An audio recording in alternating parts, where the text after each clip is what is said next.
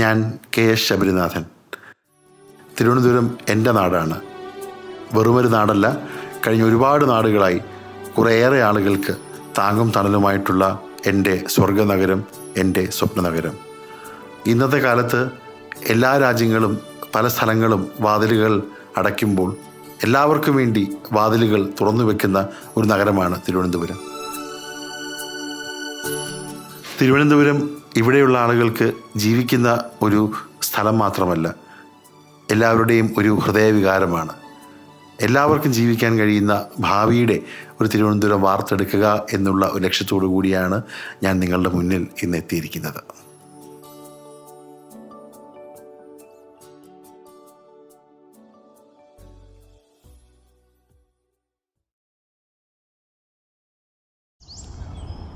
കാരണം സാറ് എന്ത് വികാര വിക്ഷോഭങ്ങളൊക്കെ രാഷ്ട്രീയ ജീവിതത്തിലുണ്ടായാലും വളരെ കുറച്ച് സമയം ഒന്നും മിണ്ടാതിരുന്നിട്ട് വളരെ കാമായിട്ട് അതിനെ സ്വീകരിക്കും. വളരെ വളരെ കാമായിട്ട് സ്വീകരിക്കും. ശബരിക്കും അങ്ങനെയുണ്ട്. എന്തായാലും അതിനെ വളരെ കാമായിട്ട് ബഹളമൊന്നുമില്ലാതെ സ്വീകരിക്കും. അതിനെ ഒരു ആലോചിച്ച് ഒരു പോസിറ്റീവായിട്ട് അതിനെ അവന് കൈകാര്യം ചെയ്യാൻ പറ്റുന്നുണ്ട്. പോസിറ്റീവായിട്ട് അതിനെ കാണാൻ അവന് പറ്റുന്നുണ്ട്. അത് കാർത്തിക് സാറിൽ നിന്ന് അക്വയർ ചെയ്ത സ്വഭാവമായിട്ടാണ് എനിക്ക് തോന്നുന്നത്. പിന്നെ മോൻ ജയിച്ചപ്പം TV ഇല്ലായിരുന്നു പഠിക്കാൻ വേണ്ടി. കൊറോണ സമയത്ത് ഒരു TV സംവിധാനം തന്നു. നല്ല നാട്ടുകാരായിട്ട് നല്ല സേവം. ഒരു നേരം ഇതൊക്കെ വാങ്ങി ഇവിടെ നിർത്തി. കൊച്ചു പിള്ളേരെ കണ്ട നല്ല കാര്യമാണ്. അമ്മമാരെ കണ്ടാലും ഇറങ്ങി എല്ലാം നല്ല സന്തോഷത്തോടെയാണ് പോണത്. ഞാൻ വന്നായിരുന്നു അവിടെ മീറ്റിംഗ് തിരിച്ചു വന്നപ്പോൾ. പോട്ടാ പ്രിൻസിനോട് പറയണേ. പോട്ടെ. അല്ല, G. കാർത്തികൻ കോൺഗ്രസിൻ്റെ ഒരു സമുന്നത നേതാവായിരുന്നു. നിരവധി തവണ അദ്ദേഹം മന്ത്രിയായിരുന്നു. യൂത്ത് കോൺഗ്രസിൻ്റെ സംസ്ഥാന പ്രസിഡൻ്റായിരുന്നു. KPCCയുടെ ജനറൽ സെക്രട്ടറിയും വൈസ് പ്രസിഡൻറ്റുമായിരുന്നു. പ്രധാനപ്പെട്ട വകുപ്പുകൾ കൈകാര്യം ചെയ്ത മന്ത്രിയായിരുന്നു. മരണപ്പെടുമ്പോൾ അദ്ദേഹം സ്പീക്കറായിരുന്നു. പാർട്ടിയുടെ എല്ലാ മേഖലയിലും കഴിവ് തെളിയിച്ചൊരു വ്യക്തിയായിരുന്നു അദ്ദേഹം. പ്രത്യേകിച്ച് 1979 ശ്രീ K. കരുണാകരനോടൊപ്പം കേരളം മുഴുവൻ സഞ്ചരിച്ചുകൊണ്ട് അന്ന് യൂത്ത് കോൺഗ്രസിനെ കേരളത്തിൽ ശക്തിപ്പെടുത്തിയ അദ്ദേഹത്തിൻ്റെ കാലത്താണ്. തിരുവനന്തപുരം ഞാൻ പലയിടത്തും പറയാറുണ്ട്, എനിക്ക് വല്ലാത്തൊരു പ്രണയമാണ് നമ്മുടെ നഗരത്തിനോട്. ഞാൻ ജനിച്ചു വളർന്ന ഇവിടെയാണ്. എൻ്റെ സ്കൂളിംഗ് നടന്ന ഇവിടെയാണ്. ഞാൻ എഞ്ചിനീയറിങ്ങിന് എനിക്ക് NIT കിട്ടിയപ്പോഴും ഞാൻ സെലക്ട് ചെയ്തത് തിരുവനന്തപുരം എഞ്ചിനീയറിംഗ് കോളേജാണ്. അതിനുശേഷം ഞാൻ ഉപരിപഠനത്തിന് കേരളം വിട്ടുപോയി. ഞാൻ MBA എടുത്തു. അതിനുശേഷം ടാറ്റ ട്രസ്റ്റിൻ്റെ ഭാഗമായി, ടാറ്റ സൺസിൻ്റെ ഭാഗമായി ഇന്ത്യയിലുള്ള എല്ലാ പ്രദേശങ്ങളും, ലോകത്തുള്ള പല പ്രദേശങ്ങളിലും ജോലി ചെയ്യാനും പല കാര്യങ്ങളും കാണുവാനും കഴിഞ്ഞിട്ടുണ്ട്. പക്ഷെ അവിടെയൊക്കെ ഇരിക്കുമ്പോഴും, പ്രത്യേകിച്ച് ഞാൻ ടാറ്റയിൽ മുംബൈ വർക്ക് ചെയ്യുന്ന സമയത്ത് നമ്മളെല്ലാവരും ഒരുമിച്ച് കൂടുമ്പോൾ അവിടെയുള്ള മലയാളികൾക്കെല്ലാം, എൻ്റെ കൂടെ പഠിച്ച തിരുവനന്തപുരംകാരെല്ലാവർക്കും ഒരു നൊസ്റ്റാൾജിയ തിരുവനന്തപുരമാണ്. നമ്മളൊന്ന് ഒരു സിനിമയ്ക്ക് പോവുകയാണെങ്കിലോ വൈകിട്ട് എല്ലാവരും വീട്ടിൽ കൂടിയിരിക്കുമ്പോഴോ കറങ്ങി തിരിഞ്ഞ് നമ്മൾ പറയുന്നത് തിരുവനന്തപുരത്തിൻ്റെ കാര്യങ്ങളാണ്. ഇവിടുത്തെ ഹോട്ടലുകൾ, ഇവിടുത്തെ ഭക്ഷണം, നമ്മുടെ സിനിമാ റെഫറൻസുകൾ. എനിക്ക് തോന്നുന്നു അതുകൊണ്ട് ഏറ്റവും വലിയൊരു വികാരമാണ് നമ്മുടെ തിരുവനന്തപുരംകാർക്ക് ട്രിവാൻഡ്രം എന്നുള്ളത്. തിരുവനന്തപുരത്ത് വരുമ്പോൾ എല്ലാവർക്കും പരാതിയാണ്. പക്ഷേ അത് പരാതി പറയുന്ന ആളുകൾ ആരും തിരുവനന്തപുരം വിട്ടുപോകത്തില്ല. അത്രത്തോളം എനിക്ക് ജീവൻ്റെ ഏറ്റവും പ്രധാനപ്പെട്ട ഒരു ഭാഗമാണ് ഈ നഗരം, ഈ സ്ഥലം. അതുകൊണ്ടാണ് എന്നോട് തിരികെ നാട്ടിലേക്ക് വന്ന് അരുവിക്കരയിൽ മത്സരിക്കണമെന്ന് പറഞ്ഞപ്പോഴും ഞാൻ ഓടിയെത്തുന്നതിൻ്റെ പ്രധാനപ്പെട്ടൊരു കാരണം ഈ നഗരത്തോടുള്ള അടങ്ങാത്ത ഒരു പാഷൻ തന്നെയാണ്. എന്നെ മുന്നോട്ട് കൊണ്ടുപോകുന്നതും ഈ നാടിന് വേണ്ടി കുറേയേറെ കാര്യങ്ങൾ ചെയ്യാമെന്നുള്ള ഒരു വിശ്വാസമാണ്. ഞാൻ ഈ ഒരു ഉദ്യമത്തിൽ ഇറങ്ങിത്തിരിച്ചിരിക്കുന്നതും നമ്മുടെ നാടിന് വേണ്ടി എന്നിലൂടെ ചില കാര്യങ്ങൾ ചെയ്യാൻ പറ്റുമെങ്കിൽ അത് വലിയൊരു ഭാഗ്യമാണെന്ന് കരുതിക്കൊണ്ട് തന്നെയാണ്.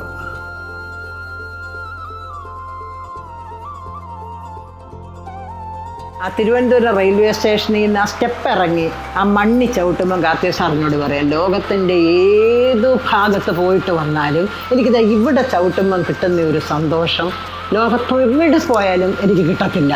അല്ലാതെ എനിക്ക് തിരുവനന്തപുരം എന്ന് പറയുന്ന കാലത്ത് സാറ് വർക്കല ജനിച്ച് വളർന്നയാളാണ്. പക്ഷേ ഏട്ടൻ പറയാം എൻ്റെ ജീവിതത്തിൻ്റെ ഭാഗ്യങ്ങളും എല്ലാം ഏറ്റുമുട്ടലുകളും കീഴടങ്ങലുകളും ഉയർന്നു വരവുകളും എല്ലാം ഈ നഗരത്തോട് ബന്ധപ്പെട്ടു. അതുകൊണ്ട് ഈ ലോകത്തിൻ്റെ എവിടെ പോയാലും തിരുവനന്തപുരത്ത് പറയാം റെയിൽവേ സ്റ്റേഷനിൽ വന്ന് ആ മണ്ണി കാല് കുത്തുമ്പോൾ എനിക്ക് വല്ലാത്തൊരു രാഷ്ട്രീയത്തിൻ്റെ ഭാഗ്യം നിർഭാഗ്യം ഉയർച്ച താഴ്ച ഇങ്ങനെയുള്ള കാര്യങ്ങളെക്കുറിച്ച് ഒട്ടും ബോധേടല്ലാത്ത ഒരാളായിരുന്നു.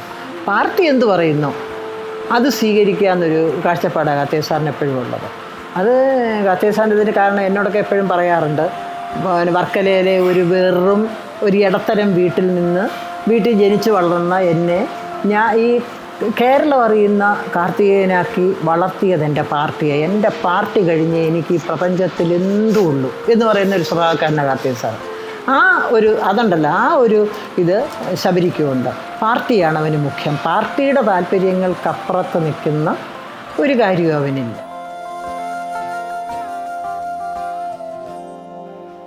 KSU പ്രസിഡൻ്റായിരുന്നു അദ്ദേഹം, യൂത്ത് കോൺഗ്രസ് പ്രസിഡൻ്റായിരുന്നു. ആ കാലഘട്ടങ്ങളിലൊക്കെ വളരെ താഴെ തട്ടിൽ നിന്ന് തന്നെ പ്രവർത്തിക്കാൻ അദ്ദേഹത്തിന് കഴിഞ്ഞിരുന്നു. ആ ഒരു പാരമ്പര്യം തീർച്ചയായിട്ടും അത് ഉൾക്കൊള്ളുന്ന ഒരു വ്യക്തി കൂടിയാണ് ശ്രീ ശബരിനാഥ്. എനിക്ക് ഈ ഒരു കോണ്ടെക്സ്റ്റിൽ പല ആളുകൾക്കും അച്ഛനെക്കുറിച്ച് അറിയാത്ത ഒരു കാര്യമുണ്ട്. ഈ തിരുവനന്തപുരം ജില്ലയിലെ ഇന്ന് കാണുന്ന 2 പ്രധാനപ്പെട്ട സ്ഥാപനങ്ങൾ തുടങ്ങിയത് എൻ്റെ പിതാവ് ശ്രീ ജി കാർത്തികേയനാണ്. ഇന്ന് നമ്മൾ കാണുന്ന ഇന്ത്യയിലെ തന്നെ ഏറ്റവും മികച്ച റീസർച്ച് ഇൻസ്റ്റിറ്റ്യൂട്ടായിട്ടുള്ള ബയോടെക്നോളജി ഇൻസ്റ്റിറ്റ്യൂട്ടായിട്ടുള്ള Rajiv Gandhi centre for biotechnology, അതിൻ്റെ പിതാവ് ശ്രീ ജി കാർത്തികേയൻ തുടങ്ങിയ ഒരു NGO ആണ്. അതുപോലെ തന്നെയാണ് വിതുരയിലുള്ള IISER, Indian institute of scientific education and research. IISER എന്ന് വെച്ചാൽ IIT-കൾ പോലെ തന്നെ ഏറ്റവും ടഫസ്റ്റായിട്ടുള്ള എക്സാമാണ് എഴുതി വരുന്ന ആളുകളാണ് ഐസറിൽ. പല നഗരത്തിലുള്ള ആൾക്കാർക്കും ഐസറിൻ്റെ ഫെസിലിറ്റിയെക്കുറിച്ച് അറിയില്ല. പക്ഷേ തിരുവനന്തപുരത്തിൻ്റെ ഈ ഒരു സയൻറ്റിഫിക് ആയിട്ടുള്ള മൂവ്മെൻറ്റിൻ്റെ പങ്കിൽ നിശബ്ദമായിട്ടുള്ള അച്ഛൻ്റെ ഒരു സേവനം കൂടി ഉണ്ട് എന്നുള്ളത് വലിയ സന്തോഷമുള്ള ഒരു കാര്യം തന്നെയാണ്. ഞാൻ ലയോള സ്കൂളിലാണ് അവൻ പഠിച്ചത്. ലയോള സ്കൂളിൽ ഈ ഫാൻസി ഡ്രസ്സൊക്കെ വരുമ്പോൾ 4ാം ക്ലാസ്സിലും 5ാം ക്ലാസ്സിലും ഒക്കെ പഠിക്കുന്ന കാലത്ത് അവന് അച്ഛനായിട്ട് വേഷമിട്ട് കാർത്തിക് സാറായിട്ട് ഖദർ ഷർട്ടും മുണ്ടും ഒക്കെ ഇട്ട് കാർത്തിക് സാറായിട്ട് അവിടെ ഈ ഫാൻസി ഡ്രസ്സിലൊക്കെ ഇറങ്ങുമായിരുന്നു. അപ്പോൾ അത് കണ്ട് ഞങ്ങളൊത്തിരി ചിരിച്ചിട്ടുണ്ട്. എനിക്കറിയാം കാർത്തിക് സാറ് നോർത്തിൽ ഇലക്ഷൻ നിൽക്കുന്ന സമയത്ത് വീട്ടിലെവിടെ നോക്കിയാൽ ഇലക്ഷനും അതിൻ്റെ പ്രചരണ സാമഗ്രികളൊക്കെ അല്ലല്ലേ, അത് ഒരു സൈക്കിളിൻ്റെ പുറത്ത് ഒരു കോൺഗ്രസിൻ്റെ കൊടി വെച്ച് കെട്ടി ഈ സൈക്കിൾ ഓടിച്ചുകൊണ്ട് പോകുന്ന മുറ്റത്ത് കിടന്ന് സൈക്കിൾ ഉരുട്ടത് ഒരു 4 വയസ്സൊക്കെ ഉള്ളൂ. സൈക്കിൾ ഉരുട്ടി ആ മുറ്റത്തും കൂടെ നടക്കുന്ന ഒരു പടം വന്ന് മനോരമയിലൊക്കെ വലിയ ഇതായിട്ട് വന്നിരുന്നു. അപ്പോൾ അവനത് ആ ഒരു താല്പര്യമുണ്ടല്ലോ, അതൊരു ജന്മസിദ്ധമായിട്ടുള്ള ഒരു അടുപ്പമുണ്ടല്ലോ. ആ ഒരു അടുപ്പം അവൻ്റെ സ്വഭാവത്തിൽ എപ്പോഴും ഉണ്ട്, എന്നും ഉണ്ട്.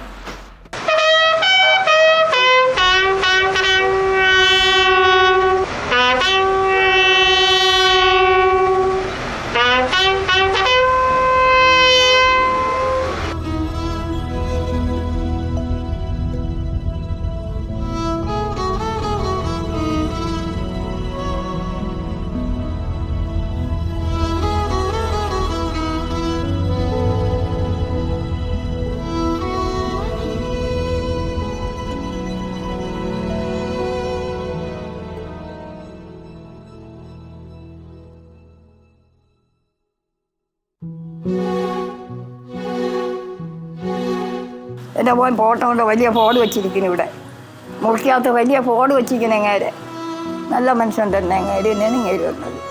പിന്നെ ശബരിയിലെ അമ്മയൊക്കെ വന്നിട്ടുണ്ട് ഇവിടേക്ക്.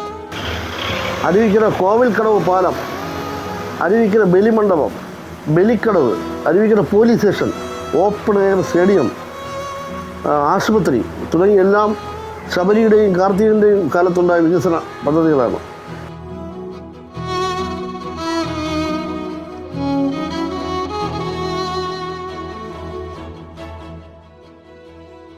ജി കാർത്തികേയന്റെ മകൻ KS ശബരിനാഥൻ അരുവിക്കരയിൽ UDF സ്ഥാനാർത്ഥി. M വിജയകുമാറും O രാജഗോപാലും ഉയർത്തിയ വെല്ലുവിളി മറികടന്ന ശബരിനാഥൻ MLA ആയി.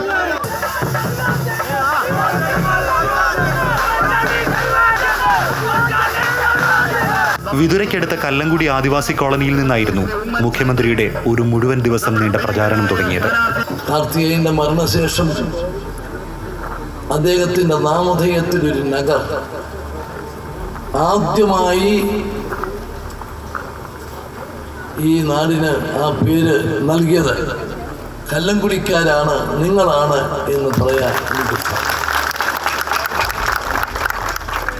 തെരഞ്ഞെടുപ്പ് ഫലം പുറത്തു വന്നതോടെ ആവേശത്തിന്റെ കൊടുമുടിയിലാണ് അരുവിക്കര മണ്ഡലം. തങ്ങളുടെ പ്രിയ GKയുടെ പിന്തുടർച്ച മകൻ ശബരിനാഥനിലൂടെ തുടരുമെന്നതാണ് അരുവിക്കരക്കാരുടെ സന്തോഷം ഇരട്ടിപ്പിക്കുന്നത്.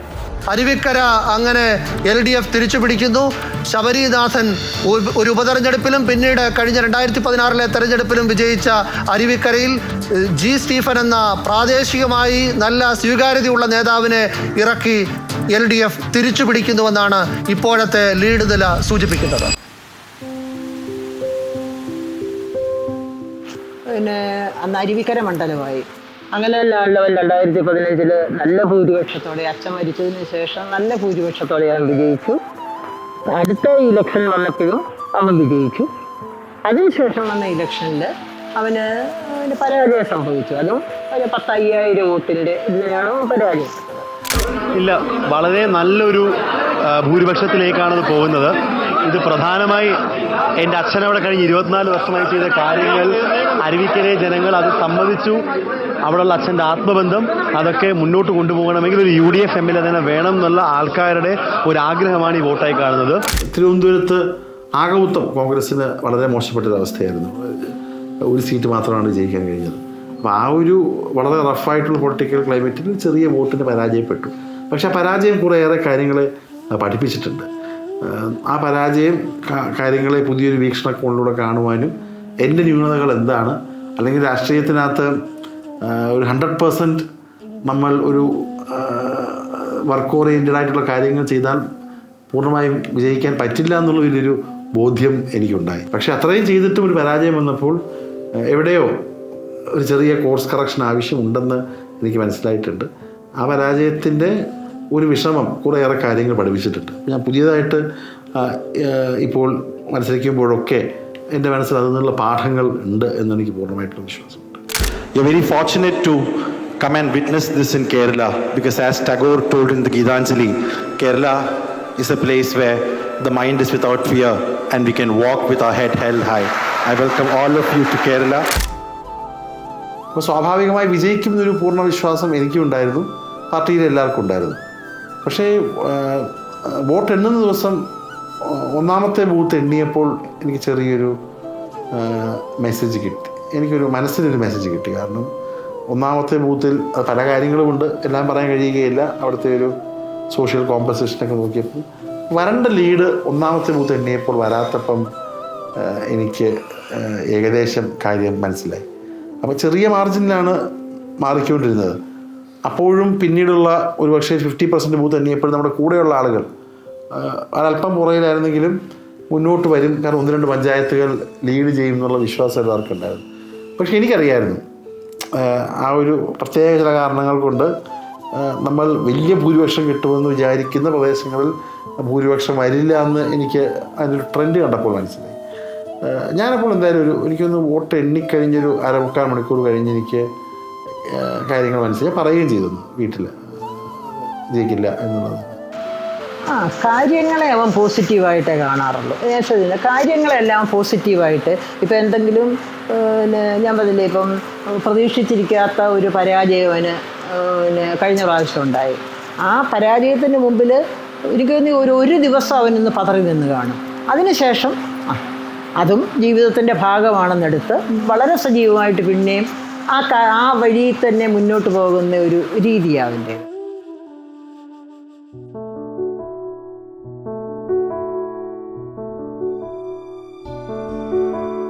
കഴിഞ്ഞ ഇലക്ഷൻ വന്നപ്പോൾ നമ്മൾ ചോദിച്ച് അല്ല അപ്പോൾ പോയി ഇലക്ഷൻ്റെ തോറ്റുപോയി. എന്നാലും തോറ്റുപോയാലും ഇപ്പോഴും നമ്മൾ ഇതൊക്കെ കൂടെ വരുമ്പം ഇവിടെ ഇറങ്ങി യൂണിയൻകാരുടെ ഓഫീസിൽ വന്ന് യൂണിയനിൽ വന്ന് കാര്യങ്ങൾ ചർച്ച ചെയ്ത് എല്ലാ കാര്യം കഴിഞ്ഞിട്ടേ പോകുള്ളൂ.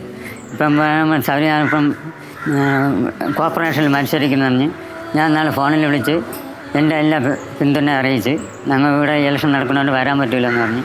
പിന്നെ രാഷ്ട്രീയമാണ് അങ്ങനെ ഒരു പല കാരണങ്ങൾ കൊണ്ടാണ് അദ്ദേഹത്തിന് കഴിഞ്ഞ തെരഞ്ഞെടുപ്പിൽ നിസ്സാരമായ വോട്ടുകൾക്ക് അദ്ദേഹം പരാജയപ്പെടും. കുറേ വ്യാജ ആരോപണങ്ങളൊക്കെ ഉന്നയിച്ചതിൻ്റെയൊക്കെ അടിസ്ഥാനത്തിലാണ് ആ തെരഞ്ഞെടുപ്പിനെ അത് ബാധിക്കുകയും നിസ്സാരമായ വോട്ടുകൾക്ക് അദ്ദേഹം പരാജയപ്പെടേണ്ടതായിട്ടുള്ള ഒരു സാഹചര്യം ഉണ്ടായത്. പക്ഷേ അദ്ദേഹത്തെ പോലെ ഒരാൾ തന്നെ ഈ അരുവിക്കരയിൽ തുടർന്നും MLA ആയിരുന്നു എന്നുണ്ടെങ്കിൽ ഇന്ന് കാണുന്ന നിങ്ങൾ ഇവിടെ നിൽക്കുന്ന ഈ റോഡിൻ്റെ കാര്യം ഒക്കെ നമുക്കറിയാം. റോഡാണെങ്കിലും നമ്മുടെ ഇപ്പോൾ ഉൾപ്രദേശങ്ങളൊക്കെ നോക്കിക്കഴിഞ്ഞാലും ഒരു MLA എന്ന രീതിയിൽ കഴിഞ്ഞ 5 വർഷം പൂർത്തീകരിക്കാൻ പോകുന്നു.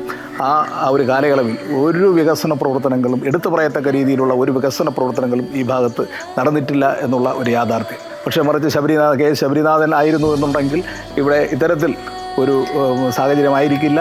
പകരം വികസനത്തിൻ്റെ ഒരു പെരുമഴ തന്നെ ഈ അരുവിക്കര പഞ്ചായത്തിലുടനീളം ഉണ്ടായിരിക്കും എന്ന് തന്നെയാണ് ഞങ്ങൾക്കത് ഉറപ്പുണ്ട്.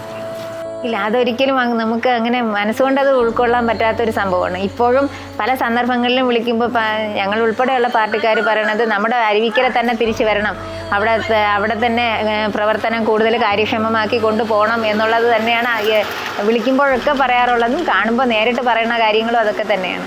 ഇവിടെ ഇപ്പം എതിർ പാർട്ടി എന്നുള്ള മട്ടില്ലേ അവർ നമുക്കായിട്ടൊന്നും അങ്ങനെ സഹകരിക്കില്ലെന്ന എനിക്ക് ചെറിയ പ്രശ്നം ഉണ്ടായിരുന്നു. ഇവിടെ ഈ വസ്തുവിൻ്റെ ഒരു അതിനെപ്പറ്റിയൊക്കെ ഞങ്ങൾ ചെറുതായ കാര്യങ്ങളും ഇവിടെ വില്ലേജ് ഓഫീസിലൊക്കെ പോയി കാര്യങ്ങൾ സാധിക്കാൻ വേണ്ടൊക്കെ പോയിരുന്നു. അപ്പോഴെല്ലാം തടഞ്ഞത് ഇടതുപക്ഷമാണ്. നമുക്ക് ഈ റോഡ് വികസനമൊന്നുമില്ല, പച്ചക്കറി എടുത്തുകൊണ്ട് വരാൻ പറ്റില്ല, അതുകൊണ്ട് ആ റോഡെല്ലാം വെട്ടിപ്പൊളിഞ്ഞ് ഇനി കൊണ്ടുവരില്ലെന്ന് വരെ പറയുമായിരുന്നു. നല്ല റോഡായിരുന്നു, നല്ല നമുക്ക് ശാന്തി സമാധാനമുള്ള ഭരണമായിരുന്നു. ഇപ്പം അതൊന്നും പറ്റില്ല, ഭയങ്കര ഇതല്ലേ നടക്കുന്നത്. ഇനി വന്നാൽ കൊള്ളാമെന്ന് ആഗ്രഹമുണ്ട്. ഇനി ജനങ്ങൾ വിചാരിക്കണ്ടേ, ഞാൻ മാത്രം വിചാരിച്ചാൽ മതിയാ പോരാ. തിരുവനന്തപുരത്ത് KS ശബരിനാഥൻ കോൺഗ്രസിന്റെ മേയർ സ്ഥാനാർത്ഥിയെന്ന് AICC general secretary KC Venugopal. മുൻ MLA KS ശബരിനാഥനെ കളത്തിലിറക്കി തിരുവനന്തപുരം കോർപ്പറേഷനിലെ സ്ഥാനാർത്ഥി പ്രഖ്യാപനത്തിൽ ഒരു മുഴം മുമ്പെയാണ് കോൺഗ്രസ്. മുഖ്യ ചുമതല വഹിക്കുന്ന K മുരളീധരന്റെ നേതൃത്വത്തിൽ പ്രചാരണവും തുടങ്ങി. ഇതുവരെ കണ്ടിട്ടില്ലാത്ത ഒരു മേയറായിരിക്കും നമ്മളെ തിരുവനന്തപുരത്ത് വരാൻ പോകും. നമ്മൾ തന്നെ എല്ലാ പേരും എടുത്ത് ബോർഡ് കെട്ടുന്നതും അത് ചെയ്യുന്നതും ഇത് ചെയ്യുന്നതും വെളിയിൽ നിന്നുള്ള ഒരു ഇതുമില്ല, എല്ലാം നമ്മളെ പ്രവർത്തകരാണ് ചെയ്യുന്നത്. കവടിയാർ വാർഡിലുള്ള എല്ലാ പ്രവർത്തകർക്കും കൂടുതലായിട്ട് പരിചയപ്പെടുത്തേണ്ട ആവശ്യമില്ല. അപ്പോൾ അദ്ദേഹത്തിൻ്റെ വളരെ എല്ലാവരുമായിട്ട് നല്ല രീതിയിൽ സഹകരിച്ചു പോകുന്ന ഒരു വ്യക്തിയാണ് ശബരിനാഥൻ.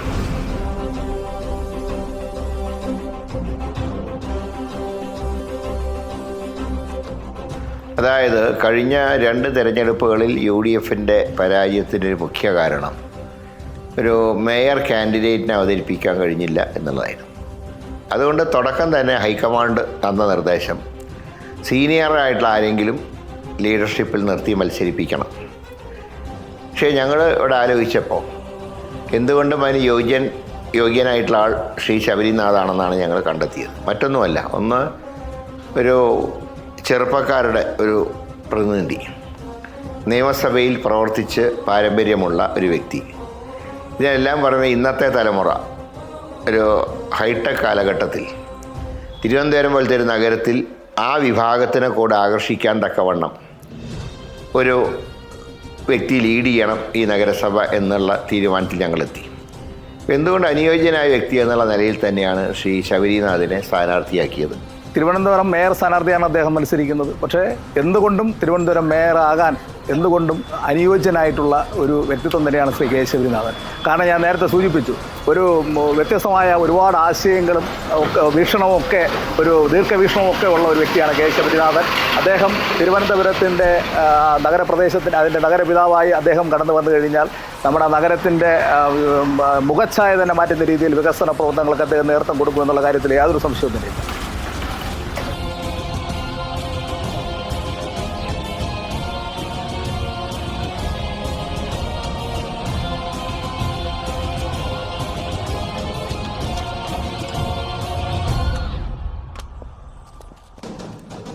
നാൽപ്പത് വർഷക്കാലം ഈ നഗരസഭയിൽ ഭരിച്ചവർ നഗരത്തിനെ ഇന്ത്യയിലെ മറ്റ് തലസ്ഥാനങ്ങളുടെ ആ സ്റ്റാറ്റസിലേക്ക് എത്തിക്കാൻ അവർക്ക് കഴിഞ്ഞിട്ടില്ല.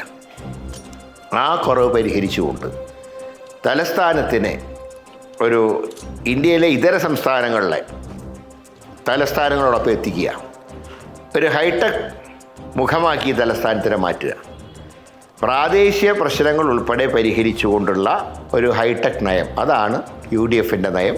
അതിന് ഞങ്ങൾക്ക് അവസരം നൽകണമെന്നാണ് ഈ നഗരത്തിലെ വോട്ടർമാരോട് ഞങ്ങൾക്ക് അഭ്യർത്ഥിക്കേണ്ടത്.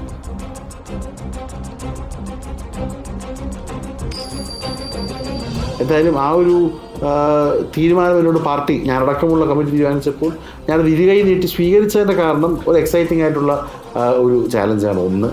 രണ്ടാമത് എൻ്റെ പാർട്ടി പറഞ്ഞാൽ എനിക്ക് കേൾക്കാതിരിക്കാൻ കഴിയുകയില്ല. മൂന്നാമത് പിന്നെ ഈ നാടിനോടുള്ള, ഞാൻ നേരത്തെ പറഞ്ഞവരോടുള്ള വലിയ ഒരു സ്നേഹം. പാർട്ടി ഏൽപ്പിച്ച ഒരു ദൗത്യം അത് അദ്ദേഹം നല്ല മനസ്സോടുകൂടി സ്വീകരിച്ചു എന്നുള്ളതാണ്. അപ്പോൾ അതൊരു മാതൃകയാക്കണം നമ്മൾ. അത് നല്ലതല്ലേ, വരട്ട് ശബരിനാഥൻ മരണമെന്ന് തന്നെ പറയണത്. തിരുവനന്തപുരത്തിന് വേണ്ടി ഞാൻ എന്നും കൂടെ ഉണ്ടാകാം. ഭാവിയുടെ തിരുവനന്തപുരത്തിന് വേണ്ടി നമുക്കെല്ലാവർക്കും കൈകോർക്കാം. ഞാൻ നിങ്ങളോടൊപ്പമുണ്ട്. നമുക്കെല്ലാം നല്ലതേ വരൂ.